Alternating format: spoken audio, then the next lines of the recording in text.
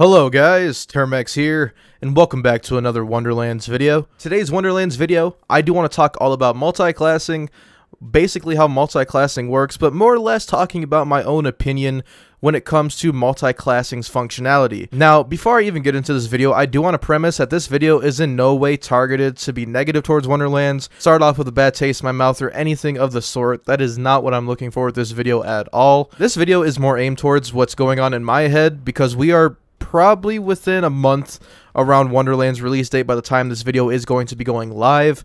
And I want to just point out the things that multiclassing can really provide for the player base, but that doesn't come to say that it will have its downfalls.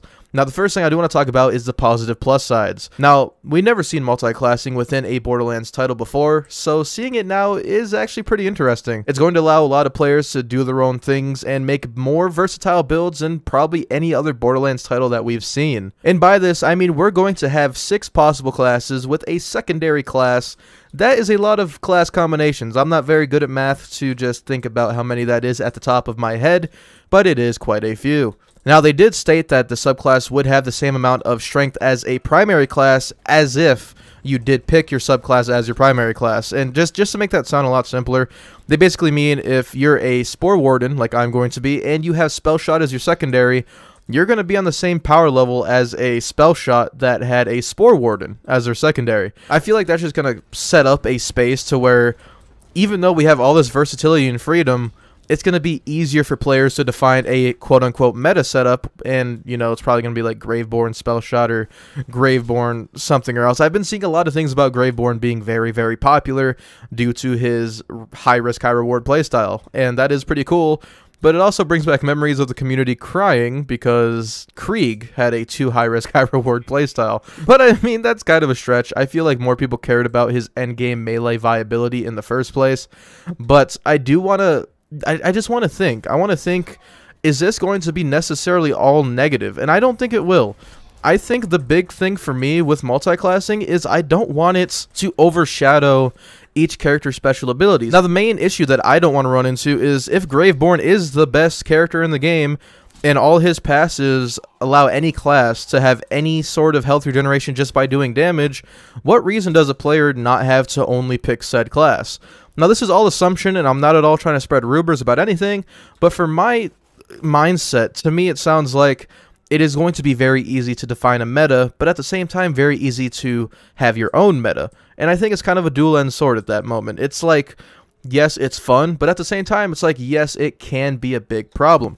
Because if everyone is just going to use the same old secondary subclass, then what's the point of having subclasses in the first place? And I will say, coming from a classic Borderlands style, I don't even know what subclasses are. I'm 90% sure most of the community is going to go into them blindly.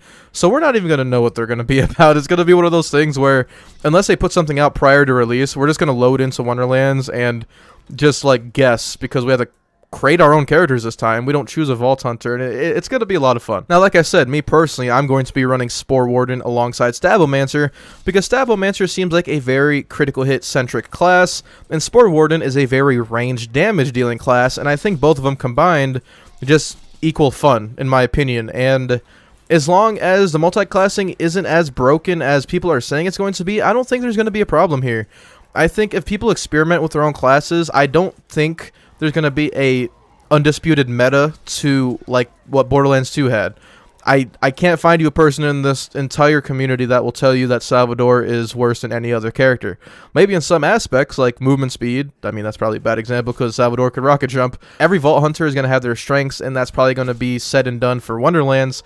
But I just want to make sure that this multiclassing doesn't create a meta that just stands out in front of everything, kind of like Salvador. Like, Salvador is going to be the best character in Borderlands 2 no matter what you do. You could stack Anarchy with Gauge, you can do infinite damage, it doesn't matter. You know, at the end of the day, Salvador is the best. And I don't want the Wonderlands meta to succumb to that and be like, oh yeah, Graveborn and Spell Shot is just the best thing to run, everything else is obsolete.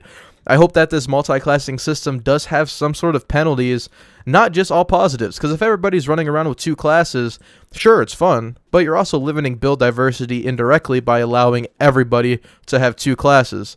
You know what I mean? It's hard to explain in my head without sounding stupid, but what I see it as is if everybody has the same thing, nobody has anything unique, and I think that's a good thing to go off of with this video. Now, I'm not at all saying here that I think it's going to flop. I think it's actually a rather interesting concept, and it's going to be allowing new players and existing players that already played Borderlands to theory craft certain builds, and it's going to allow just general more fun.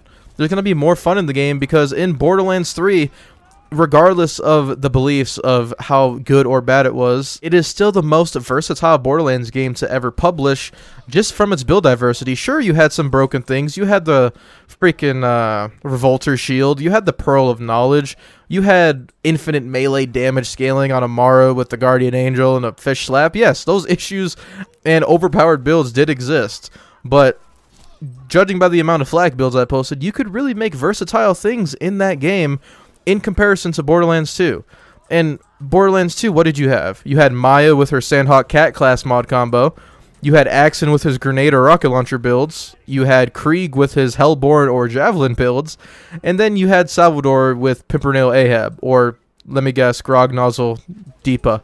You know what I mean? Like, Borderlands 2 was so succumbed to meta-only builds to make characters viable, but on Borderlands 2, I could play Flak and pop on a freaking carrier assault rifle and go kill Wotan if I wanted to, because Borderlands gave the player that amount of freedom. And I really hope Wonderlands gives that freedom as well. But honestly, that's just my honest thoughts on multiclassing. I don't think it's going to be an issue at the end of the day. I think with Wonderlands, if they do things correctly, it will be a very healthy and innovative thing for the franchise. And I'm excited to see where it goes. But you guys let me know in the comments down below what you think about multiclassing and what classes are you going to be running alongside your primary class. I'm actually curious because a lot of people are saying Graveborn, but people are saying don't choose Graveborn because it's going to get nerfed, which is a crazy concept because why would it get nerfed when the game's not even out? But you guys let me know in the comments down below. I do appreciate you guys watching this entire video, and if you did, please make sure you guys leave a like on it as it helps me out a lot and spreads my Wonderlands content more out to the Borderlands and Wonderlands community. Make sure you guys subscribe so you never miss out on another video from me. Make sure you join my Flagpack Discord. It is Wonderlands and Borderlands inspired. First link in the description below. And I hope you guys have a terrific day, and I will see you guys later.